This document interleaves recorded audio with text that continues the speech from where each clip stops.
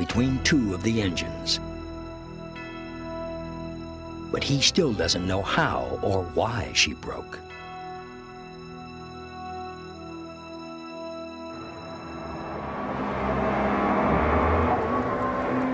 Nearly 2.5 hours after the collision, as the last of the lifeboats are being lowered, forces are building to tear Titanic to pieces. Second Officer Charles Lightoller is a witness to the beginning of the end. Just then, the ship took a slight but definite plunge. Those that didn't disappear underwater right away instinctively started to climb toward the stern, which was rising steadily out of the water.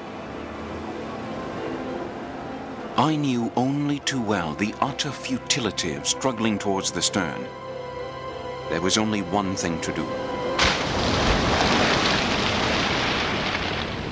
Striking the water was like 1,000 knives being driven into one's body.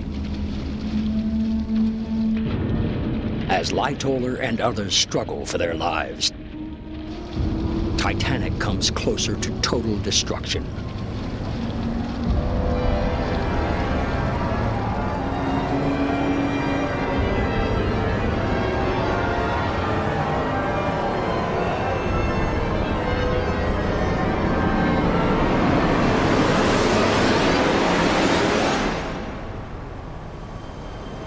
From the icy seas, Lightoller describes an astonishing drama.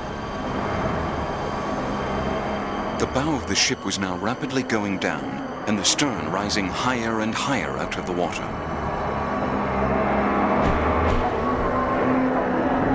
The terrific strain of bringing the after end of that huge hull out of the water opened the expansion joint near number 1 funnel, causing the funnel to fall.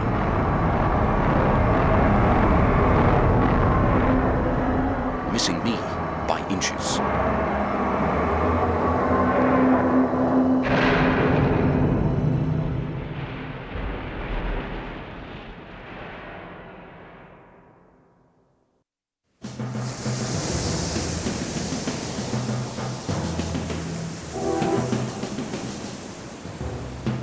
From the water, Lightoller saw the ship coming apart. But his harrowing account does not explain Titanic's mangled condition today.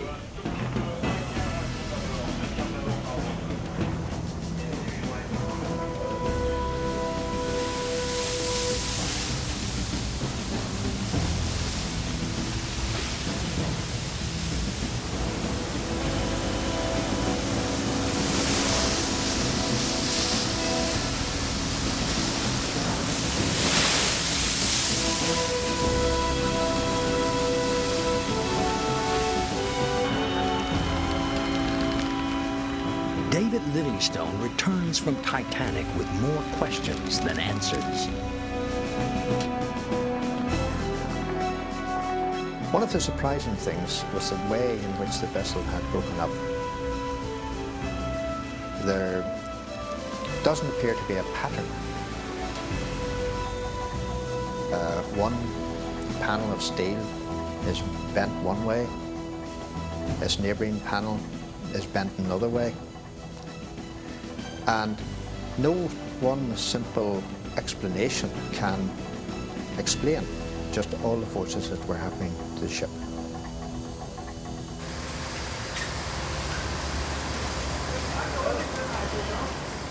While Livingstone grapples with the puzzle of how Titanic tore to pieces, Bill Garski's colleagues in the United States may be on the verge of some answers.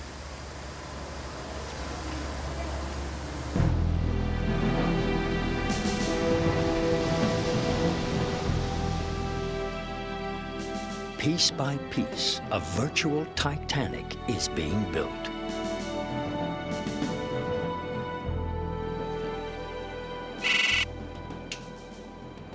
Okay, so when you're building a finite element model, if you start off bulkhead by The computer bulkhead by model is bulkhead, based on key information from the expedition, as well as some of the ship's design plans.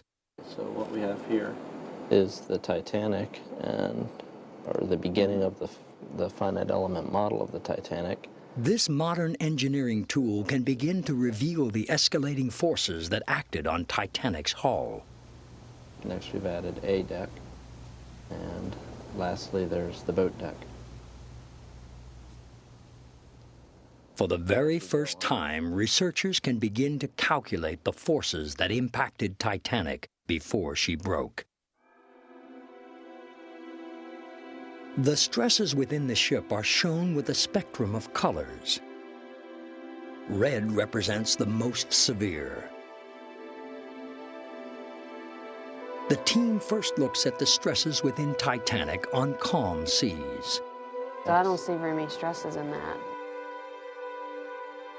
But as the wounded ship fills with water, the stresses in the midsection increase dramatically. Wow, Stress. what is that? This is the ship just prior to breakup. It's taken on a lot of water in the bow, and that rapid change causes the stresses to increase.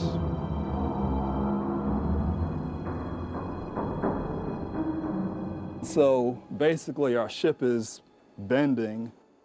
Forward end of the ship is flooded. The top part of the ship is pulling apart in tension. The bottom or the keel of the ship is compressing, and the steel plates in the keel are actually buckling. As the bow pulls down, the huge stern rises in the air. The equivalent of a 25-story building suddenly looming above the water.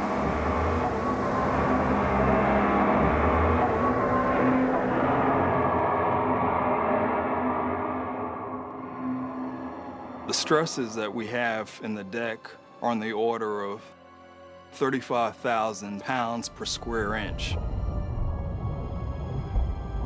And that's about 50% higher than what the Titanic was actually designed for.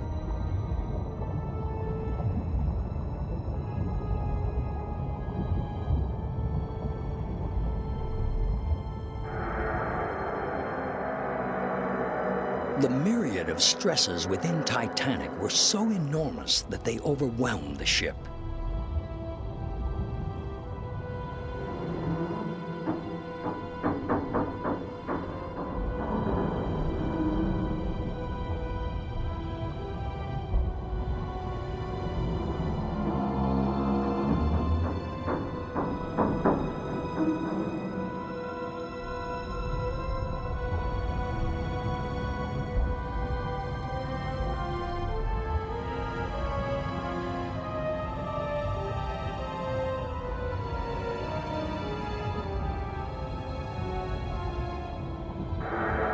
Perhaps most revealing, the model helps to support eyewitness testimony that Titanic broke apart on the surface.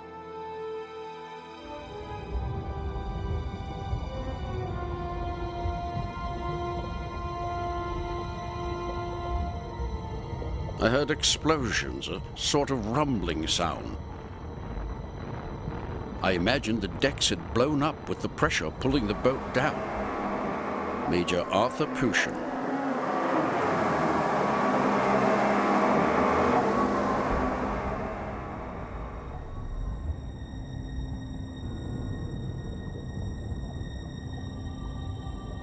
You could see a propeller right clear. And you could see underneath the keel. You could see part of the keel. Joseph Scarrett.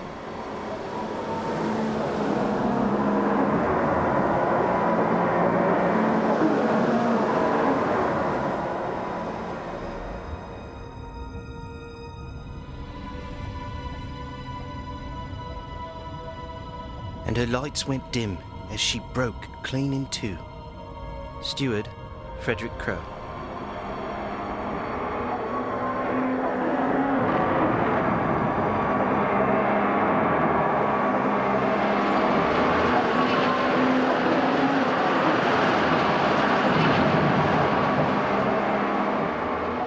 There was no sound for what seemed like hours. And then the cries for help would seem to go on forever. Emily